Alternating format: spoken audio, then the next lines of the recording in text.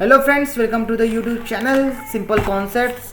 I am your friend Zakwan Shaikh. तो आज के इस पर्टिकुलर वीडियो में हम बहुत ही इंपॉर्टेंट चीज़ को अगेन डिस्कस करने वाले हैं, जो कि बहुत ही छोटा सा टॉपिक है बट आपके लिए बहुत ही इंपॉर्टेंट है। मैंने आपको पहले ही बोला है कि हम छोटे छोटे टॉपिक्स को, ये छोटे छोटे बिट्स को हम डिवाइड कर कर ये आपके सामने मैं लेक्चर्स बना रहा हूँ, क्योंकि आपको जब प्रिपरेशंस करने लगे आप, तो ये छोटे छोटे जो बिट्स का आपने क्या पूरी ध्यान से छोटे छोटे बिट्स का प्रिपरेशन करें, छोटे छोटे टॉपिक्स का प्रिपरेशन करें। छोटे छोटे टॉपिक्स में जितने भी कॉन्सेप्ट्स हैं माय फ्रेंड्स, उस सभी कॉन्सेप्ट्स का आप क्या करें my friends, in depth study करें। तो इसीलिए यही मेरा मोटिव है कि आपके सामने ये छोटे छोटे बिट्स को डेप्थ में समझाना, डेप्थ में इसके एस्पेक्ट्स को डिस्कस करना।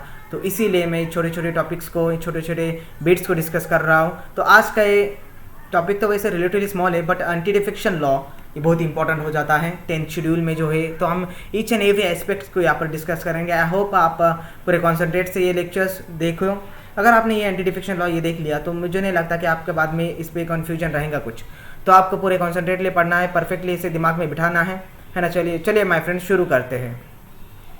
तो शुरू करने से पहले अनअकैडमी ने प्रीलिम्स रिवीजन करने यूपीएससी सीएसई 2020 ये स्पेशल क्लासेस फेस्टिवल आपके लिए ऑर्गेनाइज किया है, जो कि 5 सितंबर से शुरू हो चुका है माय फ्रेंड्स, जिसमें आपको 400 प्लस फ्री लाइव क्लासेस देखने को मिलने वाले हैं, सीखने को मिलने वाला है 400 प्लस फ्री लाइव क्लासेस के लिए।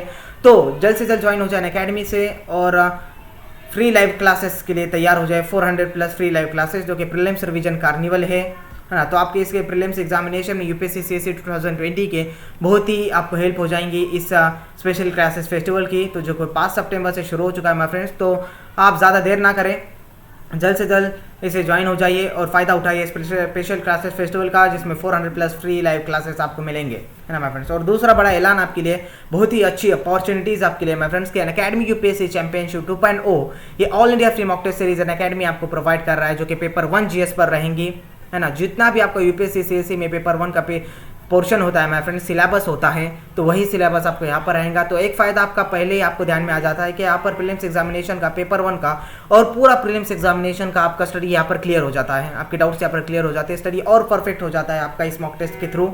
और चीज़ एक बड़ी अच्छी चीज़ आपके लिए कि अगर आप टॉप 5 रैंक्स लाते हो इस मॉक टेस्ट में, तो आपको 6 मंथ का पेड सब्सक्रिप्शन वो भी अनअकैडमी का फ्री ऑफ कॉस्ट मिल रहा है माय फ्रेंड्स। और अगर आप टॉप 25 रैंक्स में आते हो तो आपको 3 मंथ का पेड सब्सक्रिप्शन वो भी अनअकैडमी का फ्री ऑफ कॉस्ट मिल रहा है, तो कि अपने आप में बहुत इंपॉर्टेंट चीज़ हो जाती है और बहुत ही बेनिफिशियल चीज़ है आपके लिए। और सिर्फ इतना ही नहीं, you have been a chance to meet UPSC CSE 2019 toppers, top Unacademy educators से आपको सीखने को मिलेगा और अनअकैडमी सब्सक्रिप्शन स्कॉलरशिप भी आपको मिल जाएंगे, नो डाउट अबाउट इट। और ये मॉक टेस्ट कब अवेलेबल होंगी, तो जल्द से जल्द एनरोल कीजिए इस मॉक टेस्ट को, जो कि डिस्क्रिप्शन लिंक में आपकी एनरोलमेंट लिंक वहाँ पर दी गई है। तो वहाँ पर आपको क्या करना है ना, तो आपको एनरोल करना है। एनरोल करने के बाद आपको ये मॉक टेस्ट अवेलेबल होंगी 27 सितंबर को। हाँ, 27 सितंबर को ये मॉक टेस्ट आपको अवेलेबल होंगी। ये एनरोलमेंट बिल्कुल फ्री है, आपको रजिस्ट्रेशन फी नहीं है, कुछ भी नहीं है, यहाँ पर बिल्कुल फ्री में आपको ये अनअकैडमी प्रोवाइड कर रहा है। तो जल्द से जल्द फ़ायदा उठाइए इस चीज़ का, जो कि बहुत ही बेनिफिशियल रहने वाली है आपके लिए आगे भी। जैसे एज ए रिवीजन टेस्ट भी आप इसे छुड़ा सकते हो, जिसकी वजह से आपका यूपीएससी जो प्रीलिम्स का जो कॉन्फिडेंट होता है वो परफेक्टली आपका स्टडी हो जाएगा, वो कॉन्फिडेंट आपको मिल जाएगा, रियल एग्जाम्स का एक्सपीरियंस आपको मिल जाएगा, everything through this mock test series my friends. तो जल्द से जल्द इस रजिस्टर कीजिए, एनरोल कीजिए इस मॉक टेस्ट को, आज से जाने मत देना। और आपको पता है कि 30 दिन से कम दिन या उससे भी कम दिन रह चुके यूपीएससी सीएसई 2020 की प्रीलिम्स को। तो आप अपना प्रिपरेशन अनअकैडमी का, चाहे प्रीलिम्स का हो, चाहे मेंस का हो, चाहे 2020 का हो, 21 का हो या 2022 का हो, है ना। तो आप क्या करेंगे, अनअकैडमी के साथ आपको प्रिपरेशन आप कर सकते हो, जिसकी वजह से आपको अनलिमिटेड बेनिफिट्स मिल जाते हैं अनअकैडमी के सब्सक्रिप्शन पर। तो कैसे आपको बेनिफिट्स मिलते हैं माय फ्रेंड्स, तो learn live from comfort of your home, आप घर बैठे आराम से सीख सकते हैं। Unlimited access to all courses, top Unacademy educators, specialise subject के specialise top educators of India आपको एक प्लेटफॉर्म में सिखाएंगे, जो कि बहुत ही बेनिफिशियल चीज़ हो जाती है, अपने आप में बहुत इंपॉर्टेंट चीज़ हो जाती है। और एग्जॉस्टिव कवरेज ऑफ सिलेबस भी आपको मिलेगा, रेगुलर डाउट क्लियरिंग सेशंस भी आपको मिलेंगे, लाइव टेस्ट सीरीज, जो टेस्ट सीरीज अपने आप में बहुत इंपॉर्टेंट चीज़ हो जाती है किसी भी एग्जाम्स के लिए माय फ्रेंड्स। तो लाइव टेस्ट सीरीज आपको प्रोवाइड करा अनअकैडमी इस बैचेस के थ्रू, इस सब्सक्रिप्शन के थ्रू। और इतना ही नहीं कि study material as a PDF format में आपको प्रोवाइड करें अनअकैडमी, आंसर राइटिंग सेशंस आपको प्रोवाइड हो जाएंगे, मेंटरशिप एंड गाइडेंस भी आपको प्रोवाइड हो जाएंगे अनलिमिटेड माय फ्रेंड्स। तो छोड़िए मत ये चांस, ज़रूर ग्रैब करिए अपॉर्चुनिटीज़, जो कि बहुत ही बेनिफिशियल आपके लिए और बहुत ही हेल्पफुल रहने वाली है आपके लिए आगे। तो सिर्फ इतना नहीं कि 100% सिलेबस कवरेज आपको मिल जाएगा, वॉच रेंज ऑप्शनल्स आपको मिल जाएंगे, prelim test series with evaluation आपको मिल जाएगा, main test series with evaluation आपको मिल जाएगा, डेडिकेटेड डाउट क्लियरिंग सेशंस आपको मिल जाएंगे, डेली करंट अफेयर्स कि प्रैक्टिस भी आप हो जाएंगे कि आपको कोई भी एग्जाम अगर देना है तो daily current affairs play vital role in any every examination, आपको मालूम है। तो डेली करंट अफेयर्स का पार्ट भी आपका परफेक्ट कर दे रहा है अकेडमी इस बैचेस के थ्रू, और ऐसे आंसर राइटिंग प्रैक्टिसेस भी आपको हो जाएंगी, परफॉर्मेंस एनालिसिस आपको मिल जाएगा, सेक्शनल क्विजेस आपको मिल जाएंगे, और इंटरव्यू प्रिपरेशन भी, लास्ट में इंटरव्यू प्रिपरेशन भी आपको मिल जाएगा माय फ्रेंड्स। की यूपीएससी प्रिपरेशन से लेकर इंटरव्यू प्रिपरेशन तक each and everything will satisfied through the Unacademy subscription. तो जल्द से जल्द सब्सक्राइब कीजिए, सब्सक्रिप्शन खरीदिए अनअकैडमी का। और ये बैच जो कि 7 सितंबर से शुरू हो चुके हैं माय फ्रेंड्स, जो कि 3 मेन लैंग्वेज में आप सबको सीखने को मिलेंगे। फर्स्ट है बिलिंगुअल जीएस बैच कोर्स है, हिंदी वर्जन में आपको सीखने को मिलेगा, इंग्लिश वर्जन में आपको सीखने को मिलेगा। आप फुल ईयर बैच कोर्स होंगी, इसमें फुल सिलेबस कवरेज होगा, टॉप एजुकेटर से सीखने को आपको मिलेगा, limbs and mantis series with analysis आपको मिलेंगे, पीडीएफ स्टडी मटेरियल आपको मिलेगा, डेडिकेटेड डाउट क्लियरिंग सेशंस भी आपको मिलेंगे, और इंटरव्यू प्रिपरेशन भी आपको मिलेगा, जैसे कि मैंने अभी डिस्कस किया। तो unlimited benefits in one batches, your career your way. आपको ये डिसाइड करना है, पसंद लगा तो आप सब्सक्राइब कर सकते हैं, नहीं लगा तो छोड़ देना, सही बात है ना।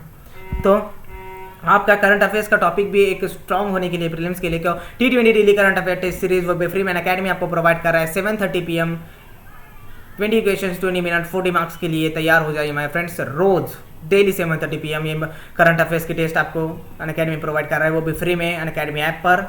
तो जुड़ जाइए इस करंट अफेयर्स के टेस्ट सीरीज में भी। और एक मेन चीज़ आपके लिए, अगर आप सब्सक्रिप्शन खरीदना चाहते हैं अनअकैडमी का, चाहे कितनी भी मंथ का सब्सक्रिप्शन आप खरीदना चाहते हैं माय फ्रेंड्स, तो हमारा प्रोमो कोड जरूर यूज़ करें।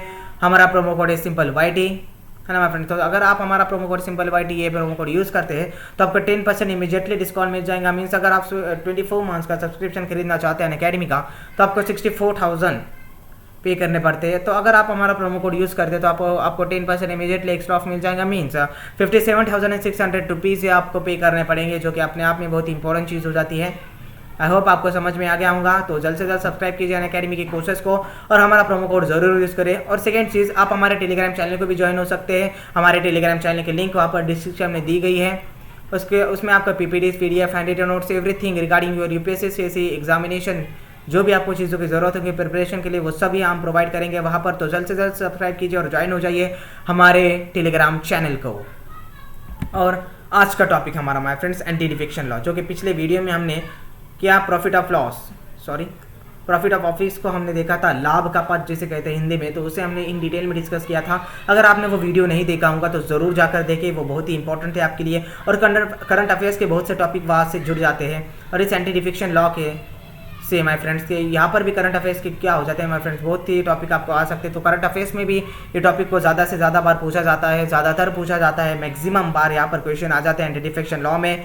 और ऑफिस ऑफ प्रॉफिट में भी यहाँ पर क्वेश्चन आ जाते हैं माय फ्रेंड करंट अफेयर्स में, है ना। तो यहाँ पर आपका दोनों पार्ट्स को स्ट्रॉन्ग हो रहा है। एक तो करंट अफेयर्स का पार्ट भी अपना स्ट्रॉन्ग हो रहा है, और यहाँ पर आपका कौन सा पार्ट स्ट्रॉन्ग हो रहा है, आपका प्रीलिम्स का पार्ट भी स्ट्रॉन्ग हो रहा है, और मेंस का पार्ट भी आपका प्रिपरेशन का स्ट्रॉन्ग हो रहा है माय फ्रेंड्स। तो चलिए शुरू करते हैं एंटी डिफेक्शन लॉ। तो एंटी डिफेक्शन लॉ के शुरू करने से पहले हमने my friends office of profit में भी, है ना, ऑफिस ऑफ प्रॉफिट में भी आर्टिकल 102 भी डिस्कस किया था। तो आर्टिकल 102 यही कहता है my friends, it deals with the grounds of disqualification of the members of the parliament. समझ रहे हो इस बात को। Article 102 deals with the grounds of disqualification. बस किसके grounds of disqualification? The members of the parliament के ग्राउंड्स ऑफ डिस्क्वालिफिकेशन, है ना। आई होप आपको समझ में आ गया। Article 102 deals with the members of the grounds for disqualification of the parliament. जो पार्लियामेंट के जो मेंबर्स होते हैं उनको जो डिस्क्वालिफिकेशन के ग्राउंड्स होते हैं, उनको जो डिस्क्वालिफिकेशन के कंडीशंस होते हैं वहाँ से रिलेट होते हैं, ये अंडर द आर्टिकल 102 आते हैं। और article 191 deals with the ground for disqualification of A member of state legislature. अगर आपके स्टेट्स में स्टेट लेजिस्लेचर भी है या स्टेट काउंसिल्स भी है, तो उसके लिए वह आर्टिकल 191 में आपको क्या करना पड़ता है माय फ्रेंड्स, ये फॉलो करना पड़ता है। अगर आप इससे डिस्क्वालीफाइड हो गए तो आप member of the state legislature नहीं बन सकते और member of the state councils भी नहीं बन सकते। तो यही बोलने का मतलब था कि डिस्क्वालिफिकेशन जो होता है वो आर्टिकल 102 ये मेंबर ऑफ द पार्लियामेंट के लिए होता है, और आर्टिकल 191 ये member of the state legislature के लिए होता है और member of the state councils के लिए होता है। और मेंबर ऑफ द पार्लियामेंट में किसके लिए होता है माय फ्रेंड्स, के लोकसभा के मेंबर्स के लिए भी होता है और राज्यसभा के मेंबर्स के लिए भी होता है ना माय फ्रेंड्स। आई होप आपको समझ में आ गया होगा ना। फिर आगे आते हैं हम कि जो होता है 10th शेड्यूल हम जो बोलते हैं। तो अब 52nd कॉन्स्टिट्यूशन अमेंडमेंट एक्ट 1985 हुआ, तब हमने through 10th schedule anti defection of law को कंसेप्ट को इंट्रोड्यूस किया, है ना। तो 52nd कॉन्स्टिट्यूशन अमेंडमेंट एक्ट 1985 को जब हमने पास किया तो उस 52nd कॉन्स्टिट्यूशन अमेंडमेंट एक्ट 1985 में हमने पहली बार 10th शेड्यूल को इंट्रोड्यूस किया। हमने पहली बार एंटी डिफेक्शन लॉ को 10th शेड्यूल में इंट्रोड्यूस किया, जो कि पहले नहीं था। After the 52nd constitution amendment 1985 में के बाद ये आया माय फ्रेंड्स के 10th शेड्यूल में हमने एंटी डिफेक्शन लॉ के कंसेप्ट को इंट्रोड्यूस किया। तो ब्रॉडली अगर बोला जाए ना कि एंटी डिफेक्शन लॉ का डेफिनेशन क्या है, अगर ब्रॉडली ऊपर से बोला जाए तो माय फ्रेंड्स, तो डिफेक्शन का मतलब होता है कि माय फ्रेंड्स, अगर किसी पार्टी का पॉलिटिशियन है, समझ रहे हो, अगर किसी पार्टी का पॉलिटिशियन है वो दूसरी पार्टी में चले जाए, समझ रहे हो, उन्हें खुद को ट्रांसफर कर लिया दूसरी पार्टी में, या वो दूसरी पार्टी को सपोर्ट करे या दूसरी पार्टी को वोट करे, हाँ, that's called anti defection law. अगर ब्रॉडली बोला जाए तो समझ रहे हो, that's called anti defection law. अब जो इंडिपेंडेंट मेंबर होते हैं माय फ्रेंड्स पार्लियामेंट में, जो इंडिपेंडेंटली इलेक्टेड होते हैं, हमें पता है, हमने लोकसभा में भी देखा और राज्यसभा में भी देखा, स्टेट लेजिस्लेचर में भी देखा और स्टेट काउंसिल में भी देखा कि इंडिपेंडेंट मेंबर्स तो होते ही है वहाँ पर हाउसेस में। तो इंडिपेंडेंट मेंबर जो आते हैं माय फ्रेंड्स, जो वो निर्दलीय होते हैं, वो किसी भी दल के नहीं होते। तो बट वो अगर कोई पार्टी को ज्वाइन कर दे बाद में, पार्लियामेंट में आने के बाद, हाउस में आने के बाद वो किसी पार्टी को ज्वाइन कर ले, है ना, चाहे वो अपोजिशन के साथ ज्वाइन हो जाए या कि चाहे वो मेजोरिटी हाउस के साथ ज्वाइन हो जाइए, तो उसको भी क्या माना जाता है, उसको भी क्या माना जाता है, एंटी डिफेक्शन लॉ ही माना जाएगा। तो हमने through 52nd constitution amendment 52nd constitution amendment 1985 में आर्टिकल 102 सब क्लॉज 2 ऐड किया, है ना फ्रेंड्स। तो सब क्लॉज 2 ऐड किया, तो और आर्टिकल 190 जो कि it is related to state legislature and state councils, तो उसमें सब क्लॉज 2 हमने ऐड किया। तो यहाँ पर दो नई चीज़ें दोनों आर्टिकल में हमने ऐड की। अगर कोई एक भी मेंबर, है ना, पॉलिटिकल पार्टी का, जो भी कोई भी एक भी मेंबर्स हो पॉलिटिकल पार्टी का, वो अगर पॉलिटिकल पार्टी को छोड़कर जाता है, अगर वो उस पार्टी को छोड़कर जाता है, तो उस पर एंटी डिफेक्शन लॉ के अंडर कंसिडर किया जाएगा, उस आदमी को, उस मेंबर को एंटी डिफेक्शन लॉ के अंदर कंसिडर किया जाएगा, उसे उस मेंबरशिप से डिस्क्वालीफाइड किया जाएगा। ये कहा गया था अंडर द आर्टिकल 102 और अंडर आर्टिकल 191 में, जो कि दोनों का मीनिंग सेम ही होता है। सिर्फ आर्टिकल 102 जो होता है it deals with the member of the parliament, और आर्टिकल 192 जो होता है it deals with the state legislatures, समझ रहे हो। तो यहाँ पर अगर कोई भी पॉलिटिकल पार्टी का मेंबर्स अपने पार्टी को छोड़कर जाता है और दूसरे पार्टी में जाता है, तो उसे एंटी डिफेक्शन लॉ के अंडर कंसिडर किया जाएगा, उस पर एंटी डिफेक्शन लॉ एप्लीकेबल हो जाएगा, है ना, which is under the 10th schedule. समझ रहे हो कि 10th शेड्यूल में है आर्टिकल 102 और आर्टिकल 192। अगर आप देखना चाहे तो ये 10th शेड्यूल, अगर आपको सवाल आए कि एंटी डिफेक्शन लॉ किस शेड्यूल के अंदर है, तो वो है 10th शेड्यूल के अंदर, ये ध्यान में रखना। तो वहां पर एक और चीज थी माय फ्रेंड्स कि अगर 1/3 52nd कॉन्स्टिट्यूशन अमेंडमेंट 1985 में एक और चीज थी 10th शेड्यूल में एंटी डिफेक्शन लॉ को लेकर के, अगर 1/3 पॉलिटिकल मेंबर दूसरी पार्टी को ज्वाइन करे, समझ लो, अगर 1/3 पॉलिटिकल मेंबर जो होते हैं किसी पार्टी के, वो दूसरे पार्टी को ज्वाइन करे, तो उन पर एंटी डिफेक्शन लॉ नहीं लगेगा, उन पर उन्हें एंटी डिफेक्शन लॉ वहाँ पर एप्लीकेबल नहीं होगा, समझ रहे हो। बट हमने क्या किया 91st कॉन्स्टिट्यूशन अमेंडमेंट एक्ट 2003 को, जब हमें क्या 1/3 जो मेंबर्स होते हैं पार्लियामेंट के, मेंबर्स होते हैं पार्टीज के, अगर छोड़ के जाए तो उनको एंटी डिफेक्शन नहीं लगेगा, तो यहाँ पर बहुत ही मिसयूज होने लगा। तो बाद में हमने क्या किया 91st कॉन्स्टिट्यूशन अमेंडमेंट एक्ट 2003 में हमने ये चेंज कर दिया, है ना, हमने ये कंसेप्ट को हटा दिया कि 1/3 मेंबर अगर जाएंगे तो उन पर एंटी डिफेक्शन लॉ नहीं लगेगा। ऐसा नहीं है, 1/3 भी जाए या 1 भी जाए, कितने भी मेंबर जाए, तो उन पर एंटी डिफेक्शन लॉ एप्लीकेबल होगा ही होगा। ये कब ठहराया हमने 91st कॉन्स्टिट्यूशन अमेंडमेंट एक्ट 2003 के तहत। आई होप आपको समझना होगा कि आप मर्जर ऑफ पार्टीज कर सकते, तो इसमें हमने क्या ठहराया कि आप मर्जर ऑफ द पार्टीज कर सकते, आप डायरेक्टली छोड़कर नहीं जा सकते, आप एक पार्टी से जाकर दूसरे पार्टी में मर्ज हो सकते हैं, तभी आप पर एंटी डिफेक्शन लॉ नहीं लगेगा, समझ रहे हो। तो फिर एंटी डिफेक्शन लॉ के हमने तो देख लिया आर्टिकल 102 क्या होता है, आर्टिकल 192 क्या होता है ना, 10th शेड्यूल के अंदर ये आर्टिकल्स आते हैं। तो इसके डिस्क्वालिफिकेशंस क्या है माय फ्रेंड्स कि अब हमने क्या कहा माय फ्रेंड्स, सब क्लॉज 2 में, जो कि हमने कहा 52nd कॉन्स्टिट्यूशन अमेंडमेंट एक्ट 1985 के बाद हमने सब क्लॉज 2 में आर्टिकल 102 में आर्टिकल 192 में सब क्लॉज 2 ऐड किया। तो उस सब क्लॉज 2 में क्या बोला गया है डिस्क्वालिफिकेशन को लेकर, एंटी डिफेक्शन से रिलेटेड, तो क्या बोला गया है my friends, a person shall be disqualified for being a member of either house of parliament if he is so disqualified under 10th schedule. ध्यान से पढ़ो इस लाइन को, है ना। तो आप क्या कर रहे हैं ना, अब हमने क्या कहा कि सब क्लॉज 2 में अगर वही बोला जो को मैंने अभी बोला आपको कि कोई भी पर्सन, है ना, for being a member of the either house, चाहे वो राज्यसभा का हो, चाहे वो लोकसभा का हो, चाहे वो पार्लियामेंट का हो, है ना, if he is so disqualified under 10th schedule, तो वो डिस्क्वालिफाइड हो जाएगा, समझ रहे हो। अगर वो 10th शेड्यूल के अंडर डिस्क्वालिफाइड पाया जाता है, अगर वो 10th शेड्यूल का शिकारी, हम बोलेंगे शिकारी पाया जाता है वो 10th शेड्यूल का, तो वहाँ पर क्या होगा, आपका शिकार हो जाएंगे, आप वहाँ पर क्या होंगे, डिस्क्वालिफाइड हो जाओगे, समझ रहे हो आगे। तो फिर आगे क्या होता है ना फ्रेंड्स, तो अब क्या होता है, तो ये एंटी डिफेक्शन लॉ ये कौन डिसाइड करेगा माय फ्रेंड्स कि एंटी डिफेक्शन लॉ, ये एंटी डिफेक्शन लॉ के अंदर ये मेंबर्स को हमने डिस्क्वालिफाइड किया, ये राज्यसभा के मेंबर्स को हमने डिस्क्वालीफाइड किया, ये लोकसभा के मेंबर्स को हमने डिस्क्वालीफाइड किया, ये लेजिस्लेटिव काउंसिल्स के लेजिस्लेटिव असेंबलीज के मेंबर्स को हमने डिस्क्वालीफाइड किया। तो ये कौन डिसाइड करेगा, हाँ, तो इसे कौन डिसाइड करेगा माय फ्रेंड्स। तो हमें अब क्या पता चलेगा माय फ्रेंड्स कि हम सेक्शन 6 में जो होता है, सेक्शन 6 इन 10th शेड्यूल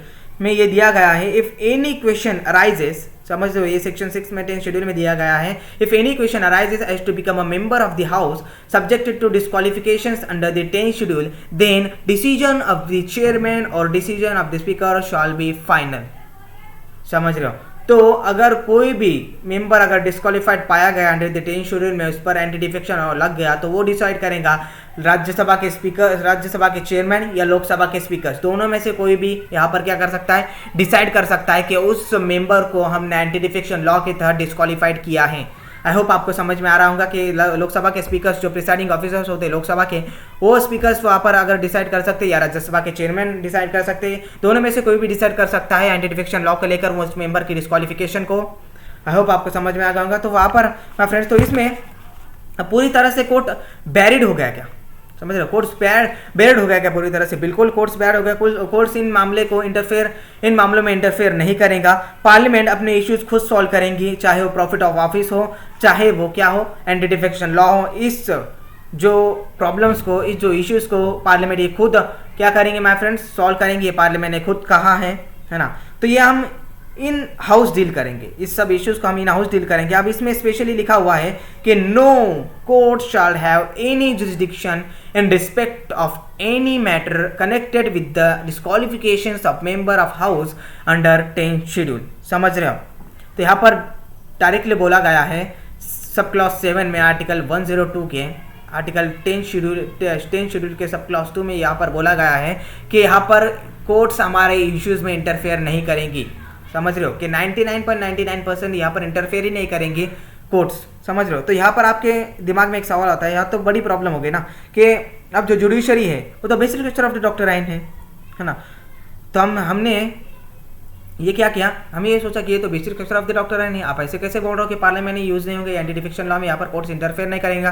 क्यों नहीं इंटरफेयर करेगा, बिकॉज जुडिशरी या तो basic structure of the doctrine है, कैसे ऐसा हो सकता है। तो हमने यहाँ पर ये बात को लिया सुप्रीम कोर्ट ने, है ना। सुप्रीम कोर्ट ने ये बोला कि आप जो क्या कर सकते, जुरिडिक्शन नहीं कर सकते, आप डिसीजन नहीं ले सकते। समझ रहे हो, आप डिसीजन नहीं ले सकते उस मामलों में। आप क्या कर सकते हैं, जुडिशियल रिव्यू कर सकते हैं, बट आप डिसीजन नहीं ले सकते। ये सुप्रीम कोर्ट ने बात बोली। मतलब अगर कब आप जुडिशियल रिव्यू दे सकते हो, मतलब अगर स्पीकर्स एंड चेयरमैन के बाद भी, है ना, एंड जो स्पीकर्स एंड चेयरमैन के बाद भी ये डिसाइड कर लिया, है ना, और बाद में सब हो गया, स्पीकर एंड चेयरमैन ने ये डिसाइड कर लिया कि इन मेंबर्स को हमने एंटी डिफेक्शन लॉ के अंदर डिस्क्वालीफाइड किया है, बट बाद में कुछ आर्बिट्रेशन हो गया या कोई क्या हो गया, इलीगल एक्शन हो गई, तो वहाँ पर कोर्ट इंटरफेयर करेगा। कब इंटरफेयर करेगा कोर्ट, अगर चेयरमैन और स्पीकर्स या दोनों के डिसीजन के बाद कोई आर्बिट्रेशन होता है उस मामले को लेकर, उस एंटी डिफेक्शन लॉ के केस को लेकर, और अगर कोई इलीगल एक्शन वहाँ पर होती है तभी कोर्ट वहाँ पर इंटरफेयर करेगा, अदरवाइज नहीं करेगा। पार्लियामेंट अपने इश्यूज खुद सॉल्व करेंगी, पार्लियामेंट अपने प्रॉफिट्स ऑफ ऑफिट को, है ना, ऑफिस ऑफ प्रॉफिट्स को, और दूसरी बात के एंटी डिफेक्शन लॉ को खुद हैंडल करेंगे। डिस्क्वालिफिकेशन के जो इश्यूज होती है वो पार्लियामेंट खुद हैंडल करेंगे। अगर कोई आर्बिट्रेशन होता है, इलीगल एक्शंस होती है after the chairman and speakers decision, so it will given to the supreme courts and it will judiciary will take place on that time. समझ रहे हो आप माय फ्रेंड्स। तो अब हम आगे आते हैं इसकी समरी। तो समरी क्या बोला गया है माय फ्रेंड्स के इसमें समरी में, तो अगर आपने तो 10th शेड्यूल में एंटी डिफेक्शन लॉ तो क्या कर दिया, बना दिया। 10th शेड्यूल के अंडर 52 कॉन्स्टिट्यूशन अमेंडमेंट एक्ट 1985 के अंडर अपने 10th शेड्यूल बना दिया, ये मान लिया हमने। आपने एंटी डिफेक्शन लॉ को बना दिया, ये मान लिया। आपने 102 सब क्लॉज 2 में ऐड किया, ये भी मान लिया। 192 सब क्लॉज 2 में ऐड किया, ये भी मान लिया। तो ऊपर से ये भी बोल दिया आपने कि कोर्ट इसमें इंटरफेयर नहीं करेगा, चलो ये भी मान लेते हैं हम, यहाँ पर कोर्ट इंटरफेयर नहीं करेगा। अगर मुझे वो पार्टी पसंद नहीं है, अगर ये मैटर्स आपके सामने आए, अगर अब क्या होता है ना, एक मेंबर है पार्टी का, है ना, उसे वो पार्टी पसंद नहीं है, बट वो उस पार्टी के एम्ब्लेम के नीचे ही चुनकर आया है, उसे वहाँ पर एम्ब्लेम के, वो पार्टी ने उसे टिकट किया है, उस पार्टी के एम्ब्लेम के नीचे ही वो चुनकर आया है, बट वहाँ पर उसके फ्रीडम ऑफ स्पीच को अगर क्या है, धोखा है, उसे पार्टी का वो प्रोसीजर पसंद नहीं आ रही है, तो वो छोड़ सकता है ना, ये तो सही है, वो तो छोड़ सकता है। बट यहाँ पर क्या होता है ना माय फ्रेंड्स के, ये तो सारी प्रॉब्लम्स आती रहेंगी, है ना। ये मेंबर्स तो कोई भी मेंबर्स अपने पॉलिटिकल फ्यूचर्स के लिए तो करते रहेगा, है ना। बट यहाँ पर क्या होता है ना, तो ये सामने प्रॉब्लम्स आते रहेंगी। बट आप डेमोक्रेसी भी है ना आपके सामने, कि डेमोक्रेसी भी ये basic structure of the doctrine है,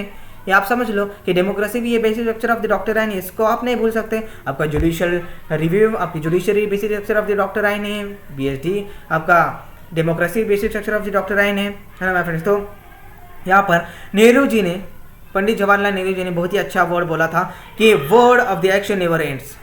समझ रहे हो, word of the nation never ends, word of the nation never ends. जितना भी कामकाज चल रहा है, जितनी भी प्रॉब्लम्स आपको फेस आने वाली आगे, तो वो कभी खत्म नहीं होने वाली ना, वो चलते रहने वाली है, चलते रहने वाली है, चलते रहने वाली है ना। तो फिर कोई ना कोई प्रॉब्लम्स तो खड़े होते रहेंगी।